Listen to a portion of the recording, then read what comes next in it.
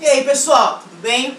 Bom, na aula de hoje nós vamos falar de uma matéria que eu considero particularmente a matéria mais importante da prova de redação. Não sei o que, tudo é importante, eu também pensava desse jeito. Mas a redação é muito importante. Se você quiser passar no Enem, na universidade que adere ao Enem, é imprescindível que você faça pelo menos 2 redações por semana, tá? E claro que você esteja concatenado com as atualidades, que você tenha um bom repertório, né, um conhecimento de humanas, sobretudo de ciências políticas, porque isso facilita muito para a consistência dos seus argumentos. Né? O seu texto não fica pobre, não fica comum, não fica consensual com as demais pessoas. Não desmerecendo-as, evidentemente, tá? Mas apenas sendo palpável e realista. Você tem que trabalhar por mão na obra e você vai colher os resultados, né, que são nada mais do que a consequência do seu trabalho bem feito, tá? Para isso, você tem que se predispor, né, a estudar, né? Chega na sua casa, sei lá, se você faz cursinho, eu faço paralelo de redação, eu faço cursinho na escola, enfim, não interessa. Se você faz, você vai chegar na sua casa, vai sentar na cadeira e vai debruçar e fazer. Eu preciso pesquisar? Pesquisa. Né? Tem gente que é contrária a pesquisar. Cara, é claro que você tem que desenvolver os seus próprios argumentos, né? Você tem que pensar. Então, se a banca examinadora te deu um tema, o tema é esse, por exemplo, que é o que nós vamos trabalhar hoje, né?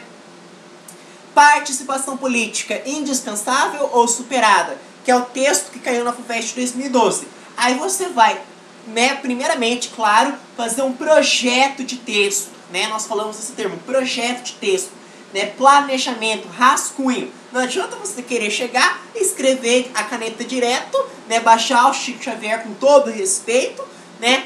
E fazer a prova, que não é assim que funciona, infelizmente. Você tem, nem o cara mais expert do mundo chega e faz na prova assim, tá? Você tem que fazer, pelo menos que seja umas 3 linhas, mas você tem que desenvolver um rascunho, né?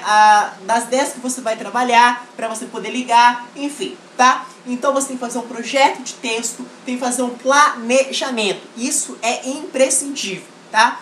E como o nosso foco da nossa aula é a prova do Enem, o Enem adora que nós tenhamos propostas de intervenções, certo? São propostas de intervenções, tá? Como assim? São as soluções para os problemas. Então, geralmente, a situação problema vai aparecer. Desemprego, trabalho escravo, redução da maioridade penal. Enfim, não importa o tema que for, qualquer problemática que ele apresentar para você, você tem que apresentar em contrapartida a solução mediante aquele problema. O Enem quer saber a solução, né, que você vai encontrar. No caso, as soluções, porque não existe apenas uma única solução. Existem várias soluções, tá? E claro, não podem ser soluções utópicas, né, viajadas. Não, tem que ser palpáveis, tem que ser realistas, tem que ser, exequíveis, né, que fala. Né, devem ser exequíveis, tá? Fáceis, não digo fácil de ser executada, mas que apresenta uma viabilização para sua concretização, certo? Bom, enfim, é isso que então o Enem adora, né? Você apresentar solução para o seu problema e ser objetivo. Nada de coisa viajada, nada de filosofia muito pesada. Eu não estou falando para não colocar filosofia. Filosofia é um excelente argumento, um excelente recurso para embasar o seu argumento. Mas não pode ser filosofia muito pesada, né? Como Foucault, porque o seu examinador não é querer desconsiderar, mas ele mal sabe quem é Foucault, né? Nem sabe qual é a obra Vigiar e Punir. Eles não têm conhecimento disso, infelizmente, tá? Você pode utilizar ali esporadicamente, né? Às vezes cai bem a filosofia para falar sobre Aristóteles, para falar sobre Sócrates, né?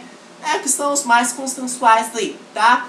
Bom, e aí então você vai apresentar aí como nós estamos trabalhando para o Enem, a modalidade, né, o texto, a tipologia textual é o texto dissertativo, né? O que é um texto dissertativo? É um texto, né, porque o texto dissertativo, Existe o texto dissertativo expositivo, que você vai expor as ideias e tudo mais, e o texto dissertativo argumentativo, que você vai argumentar.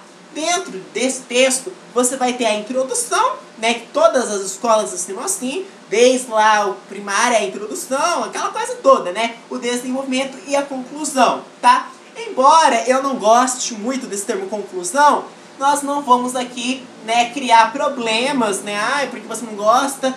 Se a maioria pensa desse jeito, vamos como a maioria, seguir a maioria, né? Se o Enem adota como conclusão, vamos adotar a conclusão.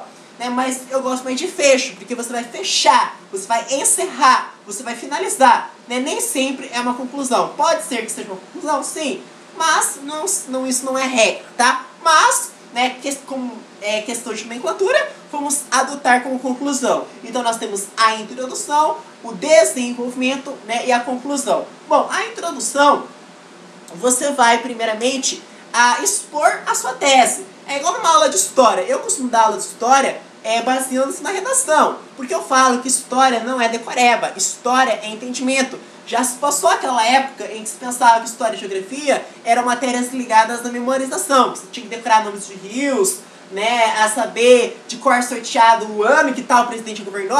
Afonso Pena governou não sei o que, até não sei o que, Rodrigues Alves não sei o que. Não, já passou essa época, gente. Hoje a coisa é palpável. Então o Enem quer pessoas, estudantes que tenham um senso crítico, que sejam racionais, que saibam pensar, tá, no problema e consiga apresentar solução para aquele problema, como eu já disse anteriormente, tá? Então na introdução, como o próprio nome diz, em introdução você vai introduzir alguma coisa, você vai apresentar alguma coisa, né? Então você vai apresentar a sua ideia, que nós falamos de tese, você vai expor a sua tese, né, o seu tópico frasal, não importa a nomenclatura, o que importa é a sua tese. Eu penso disso, pronto, ponto, final. Você só vai expor, cuidado, você não vai argumentar, aqui não é hora de argumentar, é hora de expor a sua tese. Aí você vai citar os argumentos que você, né, irá desenvolver no miolo do texto, né, no caso, no desenvolvimento. Você vai apenas expor. O texto não vai ficar repetitivo, sabe por quê? Porque você não vai, na introdução, argumentar. Você vai citar, você vai expor, por isso que é uma introdução. Você vai apresentar. Além de apresentar a sua tese, o seu posicionamento, como você pensa, você vai expor também, né, os argumentos. Apenas expor. E aí você vai, né, falar, dar uma citada ali na solução para o problema, né, não todas, né, mas uma pequena solução. Né, nem sempre isso cai bem. Mas o importante, que é obrigatório você fazer na introdução, é apresentar a sua tese e expor os argumentos. Argumento 1, argumento 2, argumento 3, tá? Bom, aí no desenvolvimento você vai argumentar, tá? Por exemplo, né? E aí você vai argumentar, eu vou dar um exemplo aí vai ficar mais fácil. Só para encerrar, aí no desenvolvimento você vai argumentar, tá? Argumento 1, 2, 3, você pode fazer com 2 parágrafos ou 3 parágrafos, fica a seu critério, tá? E aí a conclusão que você vai retomar, né, a sua tese e retomar também a proposta de intervenção, que no caso é a solução para o problema. Eu estava vendo as provas do Enem, que vale nota alta, né, no caso 1000, não é nota alta na verdade, nota máxima, que é 1000, e eles colocaram a solução no fecho, né, na conclusão, né? É obrigatório colocar? Não, né, é facultativo. Eu quero colocar, então coloque. Não, eu quero colocar, né, no penúltimo parágrafo. Coloque, então fica a seu critério, a livre-arbítrio seu, tá? Mas vamos ser mais práticos. A gente só aprende redação praticando, exercitando, tá? Bom, o tema caiu na FUVEST 2012 que fala sobre a participação política. Era uma pergunta-tema. Perguntava, superada ou indispensável, tá? Então, por exemplo, eu vou falar o que eu fiz, tá? Na introdução, eu apresentei a minha tese. Eu falei assim, meti o pau mesmo. Falei, a participação política é pífel, é irrisória, é ínfima. Eu expus a minha tese, o meu posicionamento, como eu penso. É isso, pronto, tá. Não é igual como 2 mais 2 é 4, eu coloquei a minha tese. Eu coloquei assim, a participação política no Brasil é pífel, ínfima e irrisória. Eu utilizei esses adjetivos, afirmando, tá. Aí, o que aconteceu? né, em sequência, né, de forma subsequente, o que eu fiz? Eu expus os argumentos que eu iria desenvolver no miolo do texto, no caso, no desenvolvimento, tá? Só deixa eu pegar aqui para vocês verem, né? Eu falei assim, né, apresentei a tese, tá? Aí eu falei assim, tudo isso se deve aí eu expus os argumentos, tudo isso se deve ao estado de apatia da sociedade brasileira, né? Então, tudo isso se deve ao estado de apatia. Apatia, né? Então, ó, eu falei assim, ó, tá, eu pus aqui, expus, né, a minha tese, aí em seguida eu falei assim, tudo isso se deve ao estado de apatia da sociedade brasileira. Quer dizer que a apatia, tá, é o quê? É o meu primeiro argumento. Isso aqui é o meu argumento A1, tá? Então eu coloquei, eu expus ele aqui. Tudo isso se deve ao estado de apatia da sociedade brasileira. Aí na sequência eu falei assim, bem como resultado, né, resquícios eminentemente ultrapassados de nossa herança cultural. Herança cultural. Isso aqui, gente, é um outro argumento. É o meu argumento o quê? A2. Isso aqui é o argumento A2. Então eu já finalizei, né, a minha introdução. Expus a minha tese e falei, né, a participação política no Brasil é pífio, é irrisória, é ínfima. Aí eu falei, tudo isso se deve ao estado de apatia. Apatia, argumento A1. Bem como, né, resquícios, né, da nossa herança cultural. Falei que isso também tem a ver com a cultura do nosso povo. Herança cultural, argumento de sociologia, tá? Então, viu como é importante a gente estudar? Não adianta você querer escrever besteira, encher de linguiça, não. Você tem que ter argumentos consistentes, tá? Bom, é isso então. Fechou a introdução, tá? Aí depois, então eu fechei a introdução, aí eu comecei então isso aqui é tudo, pessoal, é o quê? É a introdução, ó. Introdução, né? Isso aqui é a minha introdução. Depois da introdução, eu fui para o quê? Eu fui para o desenvolvimento. Né? Aqui eu vou trabalhar com o argumento A1. Eu vou esmiuçar, né? Eu vou assim esmagar o meu argumento, né? Não é esmagar, mas eu vou trabalhar com ele. Por exemplo, eu falei assim, esse quadro de apatia, aí eu expliquei no argumento A1 o que eu havia citado. Falei assim, ó, esse quadro de apatia, sobretudo do jovem, faz com que tenhamos um contrabalanceamento socioparticipativo.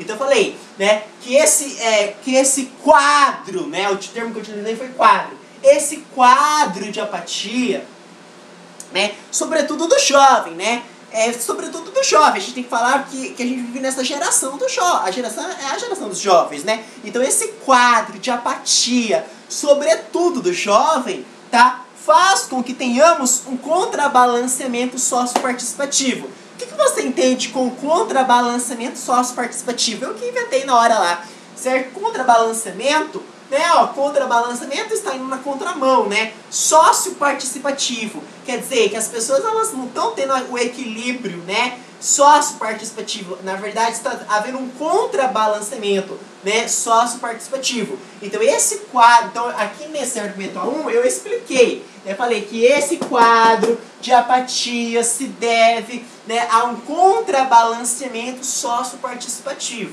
tá? Um verdadeiro retrocesso cultural. E aí eu falei que isso é o quê? É um retrocesso cultural, tá? Bom, aquele, né, primeiro a contrassenso, né, no caso, aquele primeiro, apatia, que é o primeiro argumento, a contrassenso, né, ao contrário, né, deveria se mobilizar freneticamente sobre todos os impropérios e imposições os quais lhe são lançados, né? Ou seja, o jovem, né, aquele primeiro na verdade não é apatia, né, é o jovem. O jovem ele deveria se mobilizar freneticamente, como eu estou dando essa aula né, de forma frenética. Então o jovem teria que ser assim também nas ruas, né? Teria que se mobilizar freneticamente contra todos os impropérios, contra todas as imposições as quais eles são lançados, né? Tá? Haja vista serem dotados de vitalidade, até porque eles têm vitalidade, né? Ou como dizia, né, Aristóteles, eles são providos de ânimo, né? Tá? Bom, então eu já desenvolvi o meu argumento 1. Falei do estado de apatia do jovem brasileiro, né, que esse quadro, como que eu falei, faz com que tenhamos, né, um contrabalanceamento socioparticipativo, que o jovem, né, deveria se mobilizar freneticamente contra todos os impropérios, contra todas as imposições às quais eles são lançadas, né, uma vez que eles são dotados de vitalidade, ou como dizia Aristóteles, de ânimos. Né? Aí eu reforcei meu argumento citando a filosofia. Gente, você não pode apenas citar a filosofia. Você tem que expor o seu argumento e utilizar a filosofia como instrumento, como recurso para comprovar o seu argumento, para fortalecer o seu argumento, para ratificar o seu argumento. Senão fica um texto meramente expositivo. Então você vai utilizar? Sim, mas para confirmar o que você disse, tá? Para não dizer que você foi baseado pela sua intuição, para dizer que você foi baseado, né, em relatos externos, né? Tá? Bom. Aí depois eu não continuei a redação, eu tive que parar, tá? Porque eu tive que parar, tá? Bom, aí fala assim, ó. Percebemos ainda que de modo linear, gradativo, aí eu comecei o segundo parágrafo, né? Falando, eu já ia falar sobre o quê? Eu ia falar sobre a herança cultural, sobre isso aqui, herança cultural. Só que aí eu ia falar que gradativamente, de forma linear, né, essa situação já está mudando, né? Esse panorama já está mudando. Com os jovens que estão lançando nas ruas, né? 2013 marca isso e tudo mais, tá? Bom, tá. O que eu posso falar então? Bom, vocês têm a proposta aí de vocês. Se vocês quiserem olhar, vocês vão pesquisar aí na internet, vocês entrar no site da FUVEST e vão fazer essa redação sem preguiça. FUVEST 2012, vocês vão imprimir, vocês vão ler atentamente os textos de apoio, texto 1, texto 2, texto 3, texto 4 e texto 5. O texto 5 é uma tirinha. Eu não vou ficar aqui perdendo tempo lendo não, até porque às vezes você não vai entender nada, tá? Bom, então eu vou, na verdade, a minha função não é ler, né, o texto aí. Isso aí vocês lêem em casa, quieto no quarto de vocês. Eu vou trabalhar, tá? Eu vou esmiuçar, eu vou mastigar o que os textos falam, tá? Bom, mas seria bom, né, que nós lêssemos. Vamos ler rapidinho, tá? Bom, olha só o que fala o texto 1, né? A ciência mais imperativa, eu vou ler bem rápido, tá? E predominante, sobretudo, é a ciência política, pois esta determina quais são as demais ciências que devem ser estudadas na poli. Não, eu não vou ficar lendo, senão não vai demorar muito, tá? Eu vou ler aqui o resumo que eu fiz no meu caderno, tá, de cada texto aí, tá? Então acompanhem, peguem aí para o vídeo agora nesse momento, vai lá, imprime a prova da FUVEST 2012 para vocês acompanharem, né, os textos aí, mas não acompanhar a leitura, mas acompanhar o que está sendo dito em cada trecho, em cada texto aí, tá? Bom, olha só, o texto 1, Aristóteles diz que dentro de todas as ciências, né, dentro das ciências exatas, dentro das ciências humanas não, sei lá, dentro de todas as ciências exatas, biológicas, ele fala que a ciência política é a mais importante, é a que mais sobressai. É claro que ele vai puxar o lado para a linha dele, né? Ele vai falar o quê? A ciência política é a mais importante. É igual o professor de matemática que vai falar que a matéria dele é mais importante, né? O professor de redação vai falar que a matéria dele é mais importante. Aristóteles, né, vai puxar a sardinha pro lado dele, né? Vai falar, né, que a ciência política, dentre todas as ciências, é a que mais sobressai, porque é a mais importante, evidentemente, tá? Bom, é isso que ele fala. Ele visa ao bem do homem, o bem da humanidade. Então vocês vão perceber que estes textos têm uma tendência, né, a ir a favor, né, uma certa tendência favorável, né, à questão política, tá? Bom, e aí no texto 2, fala do termo idiota, não sei o quê. Né, em sua concepção original, é um indivíduo, né, que é idiota? As pessoas falam, sou idiota. Mas na verdade elas são ignorantes, são burras, sabe por quê? Porque elas não sabem qual que é o verdadeiro significado de idiota. Uma pessoa idiota é uma pessoa voltada para si mesmo, é uma pessoa individualista, uma pessoa egoísta, né, que só pensa no seu ego, no seu eu. Isso é uma pessoa idiota, né? Bom, só que é vista de forma distorcida, tá? Voltado para a própria vida e, consequentemente, se distancia da política. Diferentemente do que se pensa hoje, que política é coisa de idiota, seria necessário resgatar o termo original de idiota, isto é, o sujeito idiota, na verdade, é o sujeito que não se interessa por política. Então, se você se deparar com uma pessoa que não gosta de política, você fala, ô, sou idiota. O que é idiota? Uma pessoa que não tem interesse, que não tem apreço pela política, tá? Bom, o texto 3, deixa eu ler aqui.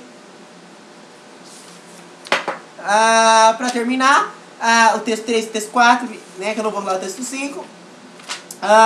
A política está onipresente em nossa vida. Então fala, a política está onipresente em nossa vida. Todo ato é político. A política está nos nossos genes, falam, né? Até mesmo quando você diz que é político, você está adotando uma postura política, tá? Bom, e para finalizar, o texto 4, para o vídeo não ficar muito extenso, né?